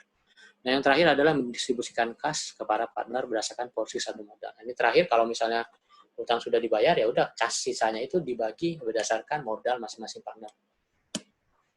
Nah, urutan pembayaran ini berdasarkan Uniform Partnership Act ya. Jadi pembayarannya apa? Menetapkan tata urutan pembayaran pada pelaksanaan likuidasi partnership sebagai berikut. Jadi pembayarannya apabila sudah ada kas, yang pertama dibayar adalah hutang kepada kreditor ya. Yang pertama hutang kepada kreditor. Jadi kepada pihak ketiga ya, atau pihak istilahnya non partnership ya, kepada pihak non partnership. Nah, itu hutang kepada pihak non partnership atau ke kreditor itu didahulukan. Jadi prioritas yang pertama. Nah, kemudian yang kedua baru membayar hutang kepada partner. Misalnya salah satu partner memberikan pinjaman kepada perusahaan. Nah, jadi pinjaman dari partner itu harus dilunasi oleh perusahaan, dilunasi terlebih dahulu. Tapi urutan dia di nomor 2 setelah kreditor. Nah, yang terakhir baru profit ataupun keuntungan tersebut dibagi kepada apa? Pemilik modal. Modal A, modal B ya, berdasarkan proporsinya. Kemudian yang kedua jumlah yang terutang kepada para partner sesuai dengan saldo. Oke, ini definisi dari ya udah setelah kreditor dibayar, partner dibayar, sisanya baru dibayar ya kepada pemilik modal, kepada para sekutu. Seperti itu urutan pembayarannya. Oke, ini konsep ya, teman-teman. Kita lanjut ke contohnya ya, likuidasi sederhana. Nah, di sini untuk likuidasi sederhana, di sini konversi ya, ada 2 konsep ya. Pertama ada kita mengkonversi seluruh aset menjadi kas dan kemudian lakukan pendistribusian sekaligus. Jadi seluruh aset non kas, aset yang bukan kas itu dikonversi semua, dijual semuanya. Kemudian hasil penjualan tersebut ya mendapatkan kas kita distribusikan sekaligus. Ini likuidasi sederhana kata kuncinya ada distribusi sekaligus. Jadi didistribusikan langsung sekaligus kepada para partner ya sebagai penyelesaian akhir. Nah, kemudian keuntungan maupun loss di sini yang terjadi dalam pelaksanaan konversi aset didistribusikan kepada para partner. Jadi begitupun adanya keuntungan maupun kerugian, dia dibagi ya, didistribusikan kepada partner berdasarkan apa tadi? Konsep yang pertama, rasio profit dan loss ya. Jadi rasio profit dan loss mungkin menyatakan dibagi berdasarkan jumlah proporsi, rasionya tetap misalnya, ya udah tetap. Jadi 50-50 misalnya, atau ada rasio tertentu misalnya 50 berbanding 30 berbanding 20. Nah, itu rasio yang digunakan. Nah, kemudian di sini kita mengabaikan gaji, bonus, dan bunga. Bagaimana kalau ada gaji dan bonus dan bunga? Karena udah proses likuidasi, berarti ya udah gaji, bonus, dan bunga ini sudah tidak kita anggap lagi, sudah kita abaikan. Karena kondisi perusahaan memang sudah likuidasi. Sudah terjadi proses pembubaran. Jadi, gaji, bonus, dan bunga itu kan timbulnya ketika perusahaan itu dalam keadaan operasinya normal ya. Dalam keadaan operasi normal, ada profit, kemudian bisa membayar gaji dan bonus. Nah, kalau misalnya sudah mau bubar ya udah gaji, bonus, dan bunga dari partnership itu tidak kita masukkan dalam perhitungan likuidasi nanti. Jadi diabaikan saja. Nah, kemudian di sini ada konsep bagaimana sih modal yang bersaldo debit. Nah, modal bersaldo debit ini adalah modal dari partnership itu yang bernilai negatif. Biasanya kan modal itu kan positif ya, ada setoran. Nah, ini dia negatif. Negatifnya ya bisa karena dia mengambil tadi ada pinjaman ya. Atau dia bukan negatif, bisa dia mengambil ya, melakukan withdrawal sehingga saldonya negatif ya. Atau dia bisa ada loss yang dibagikan ke partner tersebut, efeknya negatif bisa aja. Nah, itu bagaimana kalau misalnya ternyata ada saldo debit ya atau saldo negatif. Nah, di sini konsekuensinya partner yang bersaldo debit atau negatif tersebut dia harus melakukan apa? Setoran ya, kita melakukan kontribusi. Itu misalnya berupa kas. Tadi misalnya nih saldo debitnya 10 juta, berarti dia harus setor kas 10 juta agar saldonya itu kembali nol ya, modalnya kembali nol. Jadi nol, tidak negatif. Karena kalau negatif nanti efeknya, kalau tidak disetor, tidak di partner yang saldo debit ini tidak memberikan kontribusi, efeknya apa? Yang kedua, jika tidak mampu, saldonya harus ditanggung oleh para partner. Jadi para partner yang lain harus menanggung nih saldo debitnya. Otomatis modal dari para partner itu berkurang, efek dari menanggung saldo debit dari partner lainnya, seperti itu. Jadi pembagian rasionya ya berdasarkan profit and loss agreement tadi. Oke, kita langsung lanjut aja ya teman-teman ke contoh likuidasi sederhananya. Nah, di sini pada tanggal kita melihat nih di sini ada neraca di 31 Desember yaitu hold dan kir ya. Di sini asetnya total 110 juta, hutang dan likuiditas 110 juta. Kas 10 ya, $10 kita singkat aja. Kemudian piutangnya di 30 ya. Inventory 30 dan aset tetap 40. Hutang di sini hutang ke kreditor ya sebesar 40. Jadi account payable di sini adalah hutang kepada kreditor, bisa kepada supplier atau bisa kepada pihak otoritas ya, otoritas pajak mungkin bisa, atau kepada supplier lah ya, pelanggan seperti itu. Nah, kemudian di sini ada loan from hall, ini artinya apa? Pinjaman dari hall ya. Jadi di sini perusahaan partnership meminjam uang ke hall. Maka di sini perusahaan mengakui adanya apa? Hutang. Loan di sini maksudnya hutang ke hall ya. Jadi dia catatannya loan from hall ini pinjaman dari hall. Berarti ini adalah hutang perusahaan ke hall ya. Jadi perusahaan berhutang ke hall sebesar 10. Nah, nanti akan ada akun mitranya atau partner berhutang ke perusahaan. Jadi di sini perusahaan mencatat apabila partner itu berhutang ke perusahaan, di sini akan mencatat ada piutang ya, piutang kepada partner bisa. Kalau di sini hutang kepada partner. Nah, kemudian di sini ada hold capital 25 dan kir capital 35. Total hutang dan likuiditas 110. Nah, hold dan kir ini sepakat pembagian profitnya 70% berbanding 70 berbanding 30 ya, 70% untuk si hold dan 30% kir. Nah, mereka setuju pada tanggal 1 Januari perusahaan sudah bubar. Jadi partnership ini bubar di 1 Januari. Asumsikan tinggal 5 Januari, tanggal 5 Januari perusahaan menjual semua asetnya, yaitu inventory terjual sebesar 25, plan aset 30 dan piutang 22.000. Ini terjual semua. Nah, di sini kalau kalian lihat bagaimana penjurnalannya.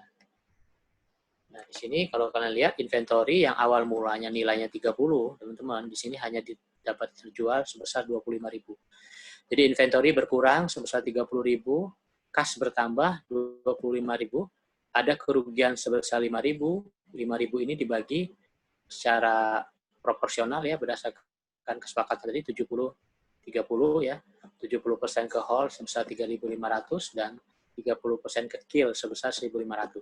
Jadi jurnalnya kas 25.000, hall capital berkurang 500, kir capital ya berkurang di debit 1.500, kemudian inventory berkurang ya 30.000. Ini jurnalnya. Begitu juga sama sih untuk plan aset ya, aset tetap. Ini dia kan awal mulanya nilai bukunya di neraca 40 nih.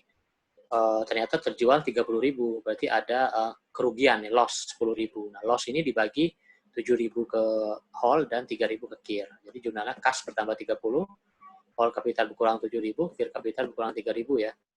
Kemudian plan aset berkurang 40.000. Begitu juga dengan piutang. Nah, piutang ini tadi kan 30.000 nilainya, ternyata hanya dapat kita hanya mendapatkan piutang itu ya, terkolek istilahnya sebesar 22.000 ya. Jadi collection of receivable itu hanya 22.000 ya. Berarti ada kerugian nih sebesar 8.000, ini 8.000 rugi. Nah, 8.000 ini dibagi ya berdasarkan proporsinya tadi, whole 70% 5.600 dan kir capital 2.400. Jadi jurnalnya kas 22.000, whole capital berkurang 5.600, kir capital berkurang 2.400 dan piutang berkurang 30.000. Nah, setelah ini jurnal ini kalian posting, efeknya apa? Efeknya neracanya akan berubah. Yang tadi awalnya seperti ini, 110, masih terbagi menjadi kas, piutang, segala macam. Setelah ada jurnal ini diposting semua, dapatlah neraca kita ya berubah sekarang posisinya.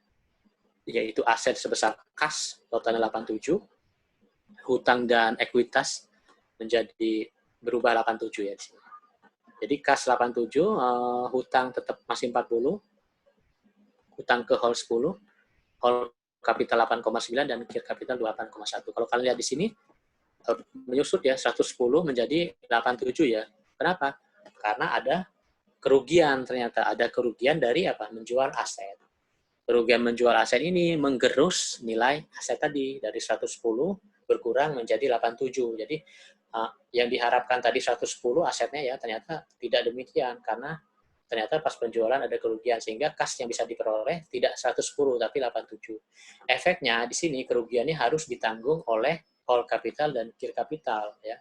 Whole capital yang tadi awal mulanya 25 dan kir capital 35, efek dari kerugian loss tadi berkurang. Modalnya whole capital menjadi 8,9 dan kir capital menjadi 28,1. Mana? Lalu langkah selanjutnya adalah kita mencatat apa?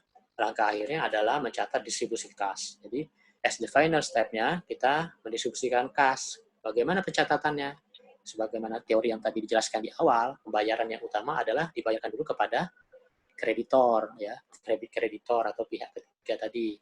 Nah, pada kita bayar tuh kreditor untuk hutang kita tadi sebesar 40.000. Kemudian prioritas yang kedua adalah hutang kepada para partner ya. Jadi kita berhutang ke whole, kita membayar hutang apa kita membayar hutang apa kita membayar account payable-nya ya sebesar 10.000 ya. Jadi hutang kita ke whole kita bayar. Jadi partnership membayar hutangnya ke whole sebesar 10.000. Nah, kemudian baru sisanya itu dibagikan ke capital balance-nya ya.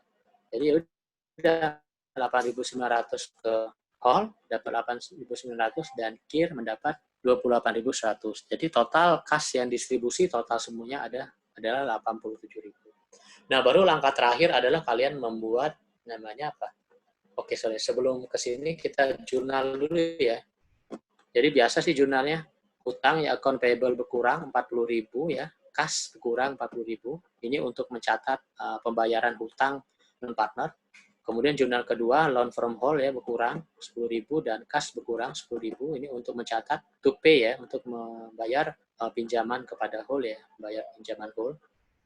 Kemudian di sini yang terakhir adalah akun terakhir ya. Kita mendelete istilahnya menghapus modal dari partnership karena sudah dihapus modal nggak ada lagi, partnership tersebut sudah bubar. Di sini whole capital berkurang sebesar 8.900 dan kir capital berkurang sebesar 28.100. Kas berkurang 37.000. Ini untuk mendistribusikan kas kepada partner dalam proses likuidasi final. Nah, langkah terakhir kita membuat namanya statement of partnership liquidation. Nah, di sini sebenarnya kalau kalian lihat statement of partnership liquidation ini merupakan langkah-langkah yang dilakukan perusahaan ya. Jadi pengguna laporan keuangan ini dalam hal ini partnership partner itu pengen mengetahui sampai sebatas mana nih laporan likuidasinya. Jadi laporan likuidasi ini menjelaskan posisi kas, kemudian dan kas aset yang terjual, kemudian posisi utang, posisi utangnya partnership dan modal. Jadi di sini whole and kir partnership statement of partnership liquidation ya. Periodenya tanggal 1 Januari dimulai dari pembubaran 1 Januari sampai 31 Januari. Ya, ini bulanan biasanya. Nah, di sini kalian lihat ada kolom kas ya, kemudian non kas aset karena likuidasi berarti pembagian klasifikasi asetnya hanya kas dan non kas aset. kemudian ada priority liabilities ya, hutang prioritas, kemudian hutang ke partner ya, kemudian modal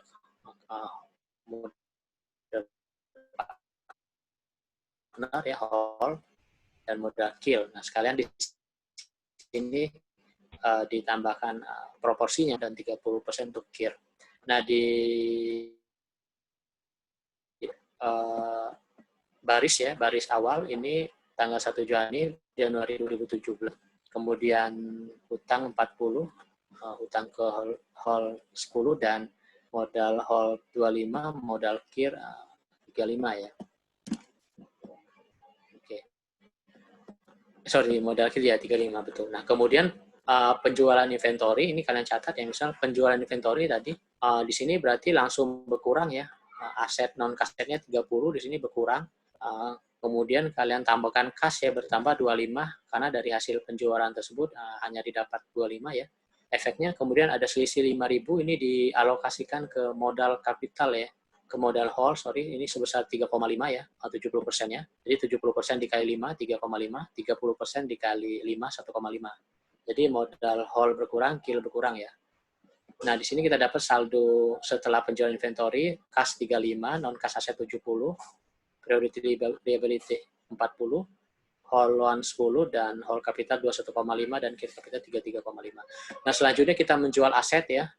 Asetnya tadi berkurang 40 ya, plan asetnya 40, berarti otomatis non-kas aset berkurang 40, saldonya menjadi 30, kemudian di sini kas bertambah ya, efek dari penjualan plan aset 30, tapi di sini juga mengandung kerugian ya, adanya kerugian sebesar 10, langsung dialokasikan ke hold capital 7 ya, dan kill capital 3, berdasarkan proporsi 70%, 30% tadi. Nah, kemudian di sini ada collection receivable ya, pencairan piutang, itu non-kas asetnya berkurang 30, sehingga di sini saldo non-kas aset sudah nggak ada lagi ya, 0. Uang kas yang kita terima 22, ada kerugian 8.000 nih, 8.000 kita alokasikan 5,6 ke hold dan 2,4 ke KIR. Nah, sampai sini teman-teman, di sini kalau kalian lihat titik yang ini ya, bentar. Nah, yang di sini titik yang ini sudah terjual semua ya. Jadi yang di sini sudah kasnya udah 87 nih. Ini kasnya 87 sudah menjadi kas 87, di sini non kas asetnya 0. Nah, 87 ini siap didistribusikan. Nah, di sini distribusikannya pertama adalah ke payment ya, pembayaran dari hutang dulu nih, 40. Nah, jadi kita membayar hutang yang priority liabilities ini ya, priority ya, hutang prioritas ya. Itu 40, jadi berkurang 40 sehingga hutang sudah 0 ya, teman-teman. Efeknya adalah kita kasnya berkurang 40 ya, jadi saldo kas sekarang 47. Nah, kemudian membayar hutang kepada partner 10 tadi, si hold ya, kita membayar hutang hold 10, berarti kas berkurang 10. Sini hutang hold 0. Nah, ketika hutang prioritas dan hutang partnership sudah 0, ini baru sisanya nih, ada 37 nih.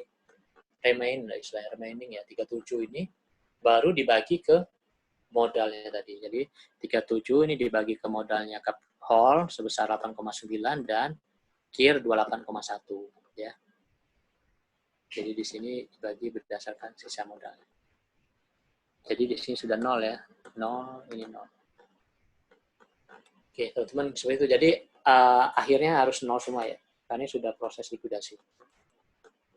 Jadi beginning balance in cash ini maksudnya kas di awal dan non kas aset, hutang dan partner account itu, akun partner disesuaikan ketika aset itu telah dikonversi menjadi kas maupun ketika aset tersebut kas itu sudah membayar ya, membayar hutang-hutang. Jadi seperti ini ya.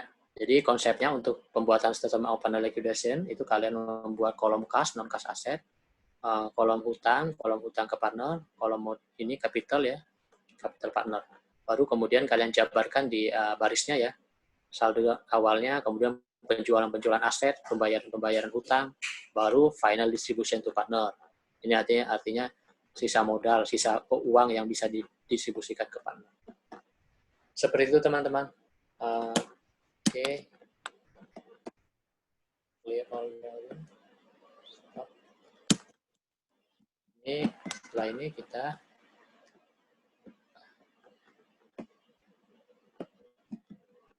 Oke, selesai. Ada yang mau ditanyakan untuk settlement of liquidation? Atau ada yang kurang jelas? Silakan.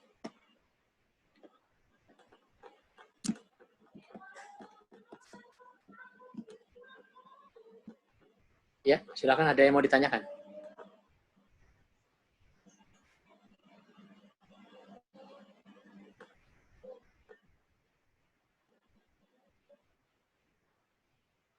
Oke, sudah paham ya konsepnya ya, teman-teman ya?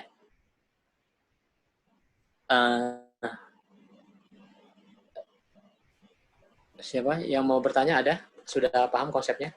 Berarti ketika membuat laporan partnership ya, statement of partnership liquidation itu kita harus membuat beberapa kolom ya. Jadi klasifikasi kas ya, kemudian non kas aset, ada hutang prioritas, hutang ke partner, modal.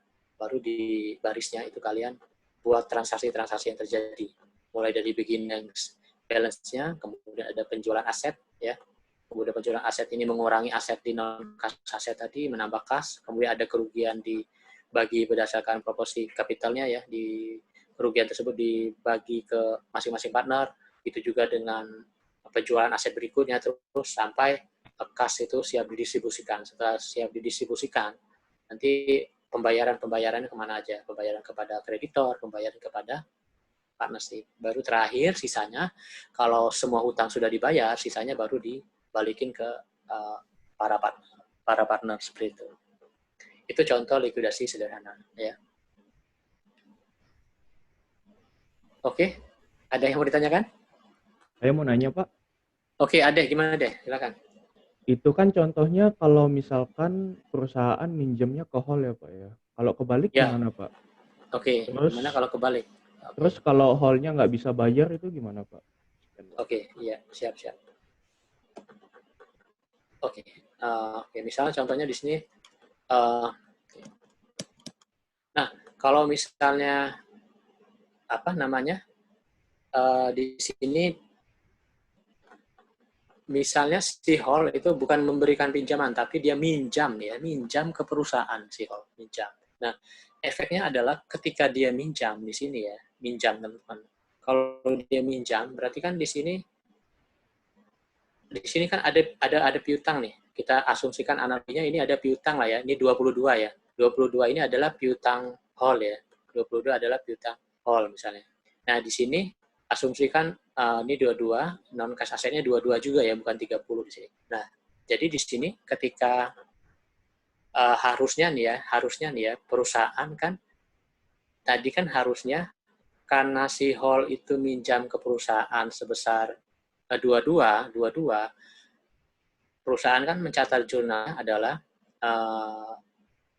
pada saat pinjaman ya, piutang kepada hall pada kas kan berkurang, itu pas pencatatan pertama ya.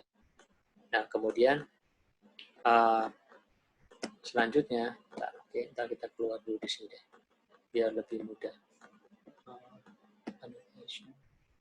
Clear. Bentar ya.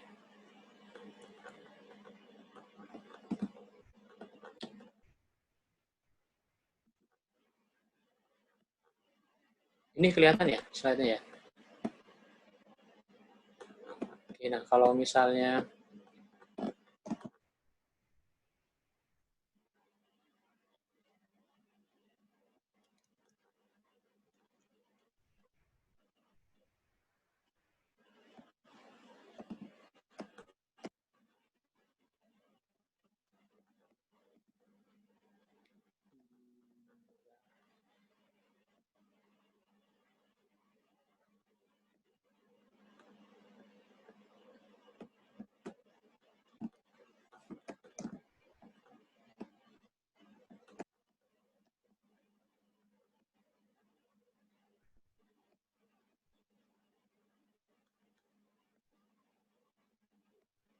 nah misalnya kan tadi berarti pencatatannya piutang ya, piutang pada piutang si hall ya, ada kas kan.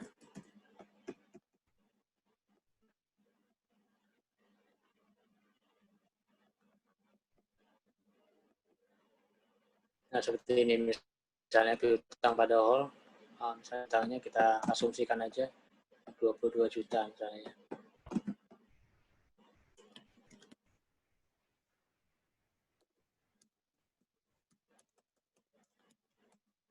$22 juta. Nah, berarti nanti kalau misalnya ternyata si whole nih nggak sanggup bayar, harusnya kan normalnya kan perusahaan menerima kas pada piutang ya, iya nggak? Kas pada piutang. Ya udah, berarti nanti konsekuensinya berarti di sini mau tidak mau nanti pada saatnya si whole tidak mau bayar, berarti perusahaan di sini langsung mencatat di sini langsung mengurangi apa? Mengurangi modalnya si whole. Di sini jadi ada modal whole ya pada piutang sini. Piutang. Nah, jadi di sini memang artinya modal si whole akan tergerus nih kalau dia tidak membayar hutang tersebut. Nah, efeknya adalah ini 22 juta ya. Oke, seperti ini. Jadi Mas Ade, jadi Mas Ade ini jadi pencatatannya modal whole yang langsung berkurang di debit 22 juta pada piutang whole berkurang 22 juta. Berarti kan di sini nanti akan berubah nih kalau dicontoh ini. Di sini berarti nanti ya udah di sini akan diedit nih berubah.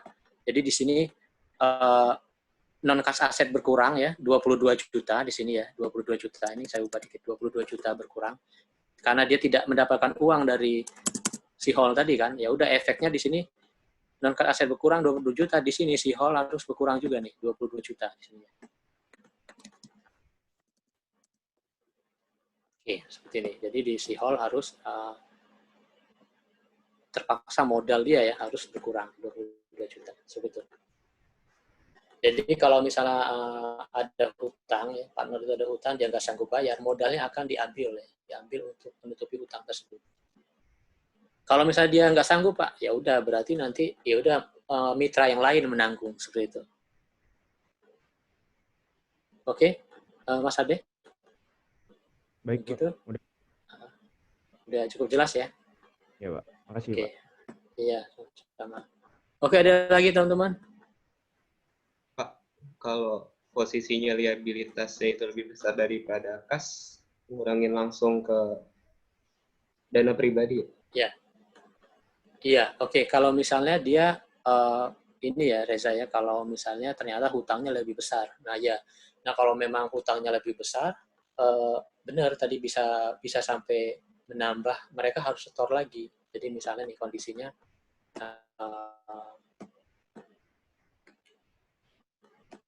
misalnya nih hutangnya di sini ya, berarti tadi misalnya tadi kan ternyata di sini hutangnya enggak 40 misalnya ya.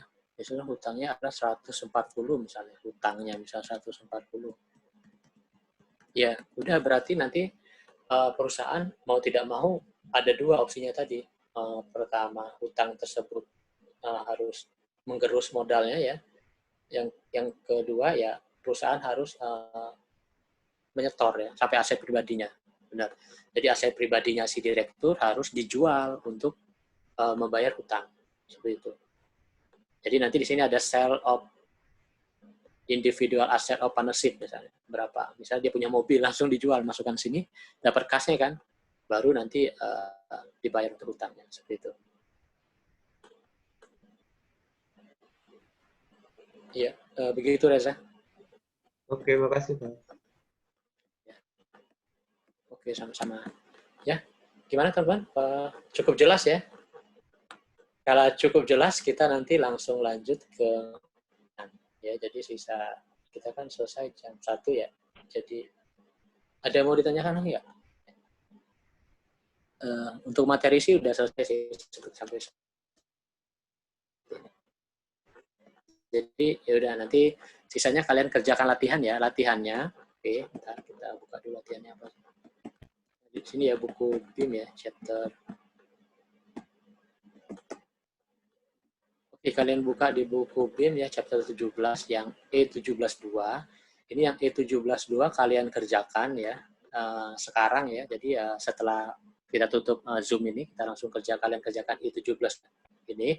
Nanti kalian kerjakan di kertas, terserah, kertas A4, buku tulis atau apa. Nanti kalian foto ya, berbentuk PDF atau gambar, dikirimkan ke Google Classroom. Nanti saya assign ya tugasnya ya ke Classroom. Nanti kalian upload di Google Classroom. Waktunya sampai jam 17.02 ya. Jadi secepatnya kalian kerjakan semakin bagus ya. Ini sampai jam 3 sore yang 17.02. Nah, selanjutnya P17.5 ini akan jadi PR ya. PR yang harus kalian kerjakan. Ini dikumpulkan paling lambat hari Jumat ya, Jumat minggu depan malam jam 12 malam ya. Jadi 11.59. Jumat malam kalian harus kumpulkan. Jadi tugasnya ada 2, yang hari ini ya, yang dikumpulkan sebelum jam 3 sore itu yang P17.2. Nah, ini untuk ini PR P17.5. Nanti soalnya saya assign ya, materinya. Langsung bisa kalian lihat di buku BIM, bisa langsung dilihat sih. Di chapter E17.2 ya.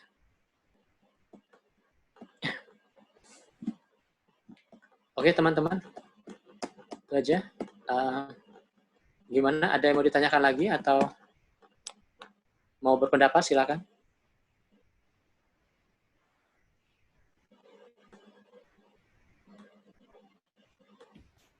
Izin bertanya, Pak. Oke, Ilham, silakan. Dalam partnership itu, ketika tadi kan ada kayak apa ya? Kayak dalam agreement itu kan ada penentuan porsi pembagian keuntungannya. Nah, itu dalam partnership itu apakah seluruh keuntungannya itu selalu dibagi habis atau kalau apa sih? Ada kayak laba ditahan gitu nggak, Pak? Oke, iya. Oke. Sip.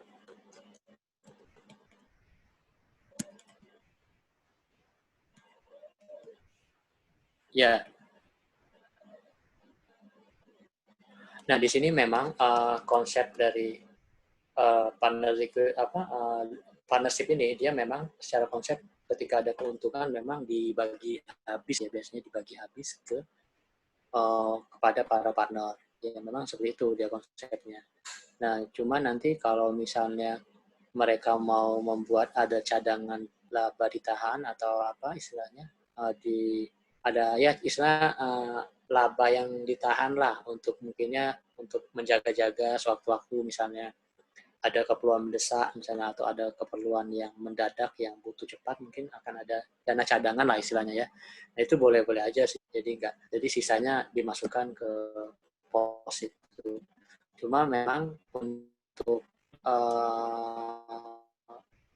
kesepakatan ini harus dituang aktanya. Intinya seperti itu, Mas. Jadi semua klausul-klausul harus dijelaskan di akta. Bahwasanya misalnya dijelaskan semua profit itu 10%-nya disimpan untuk dana darurat atau dana cadangan, laba ditahan 10%-nya.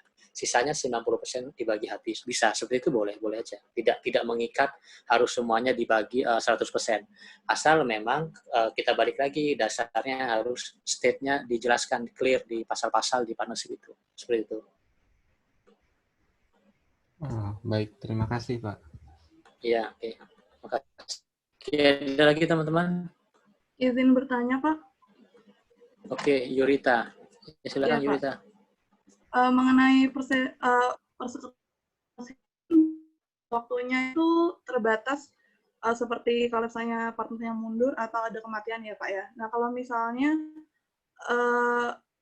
partnership ini dibuat secara kontrak berdasarkan jangka waktu tertentu sehingga partner-partnernya itu nggak bisa keluar gitu, kira-kira memungkinkan nggak ya, Pak? Oke. Ya, nah sebenarnya nah kalau misalnya gini untuk pembentukan partnership ya kayak misalnya mungkin kayak sejenis KSO lah mungkin kita analogikan ya kerjasama operasi itu memang dia bisa aja sih bisa membuat kontrak seperti itu bisa. Jadi misalnya kayak KSO kerjasama operasi untuk mengadakan sebuah proyek misalnya ya dia membuat sebuah partnership untuk mengadakan proyek. Jadi misalnya si Tuan A ini punya keahlian di bidang bagian ini mesin misalnya dia punya mesin peralatan si B mungkin punya modal, si C punya keahlian konstruksi misal. Nah ini mereka sepakat nih membuat partnership dalam jangka waktu tertentu, itu tidak masalah sih, boleh-boleh aja. Jadi misalnya kesepakatan adalah dibuat dalam jangka waktu 5 tahun sesuai dengan project selesainya 5 tahun. Misalnya ada project, misalnya membangun PLTU, misalnya ya, membangun PLTU di daerah, misalnya di Sumatera, misalnya di Medan, misalnya membangun PLTU dengan jangka waktu 5 tahun. Nah, ada partnership ini, 3 orang partner ini membentuk partnership, misalnya partnership konstruksi PLTU. Jadi dia menyatakan partnership ini akan berakhir ketika proyek itu selesai. Boleh-boleh aja. Nah, tapi nanti di situ ada klausul ya, klausul seandainya ada salah satu dari partnership tersebut misalnya membubarkan diri. Nah, itu di situ agak ketat. Jadi misalnya kalau misalnya seandainya salah satu partnership keluar, maka mereka harus mengganti rugi, misalnya penalti, atau bisa mencari pengganti keahlian yang serupa, seperti itu. Biasanya dibuat kontraknya seperti itu. Sehingga partnership tersebut akan tetap terus berjalan sampai proyek tersebut selesai. Biasanya dibuat klausul yang agak ketat. Gitu. Jadi sehingga pembuatan partnership ini bukan pembuatan yang main-main, langsung bubar-bubar aja, karena mereka kan membuat proyek kan, proyek jangka panjang. Seperti itu Yurita, yang penting di klausulnya ada sih dijelaskan. Kalau misalnya salah satuan prestasi harus memberikan penalti, hukuman seperti ini, harus mencari ganti, kalau enggak ya nanti tuntutan hukum, ujungnya seperti itu. Baik, mengerti Pak. Terima kasih banyak Pak. Oke, sip. Oke, ada lagi? Izin bertanya, Pak. Iya, Donella. Kalau seingat saya, pas di hukum bisnis untuk yang partnership itu kan ada sekutu aktif yang dia itu menyetorkan modal dan mengurus operasional sehari-hari. Sama yang sekutu pasif, dia cuma setor modal dan nanti profit sama loss-nya cuma tergantung modalnya. Berarti nanti pencatatannya sama seperti ini, cuma ada batas sesuai modal yang disetor gitu aja ya, Pak? Iya, oke, benar Donella. Kalau misalnya dia misalnya ada partnership yang partner yang aktif sama yang pasif ya. Yang pasif itu memang dia dapat sekedar modalnya aja. Jadi dia mungkin ya kemungkinan yang pasif itu dia akan mendapat interest loan aja bisa. Dia dapat profit juga, dia dapat interest loan juga ya. Ini yang pasif ya, kalau misalnya kita lihat di sini analoginya seperti ini. Jadi misalnya yang pasif, dia mendapatkan profit juga dapat, keuntungan sesuai proporsi, dan interest loan juga dapat. Nah, tapi yang aktif, biasanya kan aktif itu dia mengelola perusahaan, ikut dengan operasional bisnis perusahaan, dia harus dapat gaji kan. Nah, yang anggota aktif, itu dia dapat keuntungannya lebih banyak biasanya. Dia dapat salary, allowance, dapat bonus apabila mencapai target dari profitnya, dapat bunga juga kalau dia ada setoran, dan dapat bagian dari profitnya. Jadi pembagian nanti sedikit berbeda antara yang aktif sama pasif. Yang pasif itu biasanya dia mendapatkan ya udah profitnya, remaining profitnya, dan interest biasanya. Kalau salary dia nggak dapat gaji, nggak dapat karena kan dia nggak mengelola perusahaan. Dia kan dapat sebatas modal yang disetorkan aja. Modal yang disetorkan itu mendapat bunga dan mendapatkan keuntungan atau profit. Itu untuk yang pasif. Kalau yang aktif, dia mendapatkan salary, bonus, interest, dan profit. Gitu, Donella.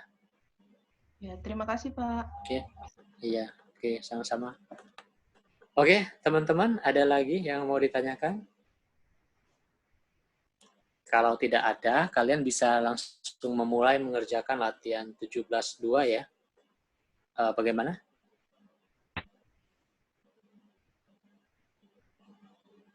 Oke, ya, 17.2 ya, latihan 17.2, jadi 45 menit ya kalian kerjakan, nanti dikumpulkan di Google Classroom. Oke, teman-teman, mungkin cukup sekian pertemuan pertama kita ya, materi partnership bagian pertama ini. Oke, kita ketemu lagi insya Allah minggu depan ya di materi partnership bagian 2 tentang safe payment, kemudian installment liquidation, dan distribusi cash planning. Oke, itu aja teman-teman, terima kasih.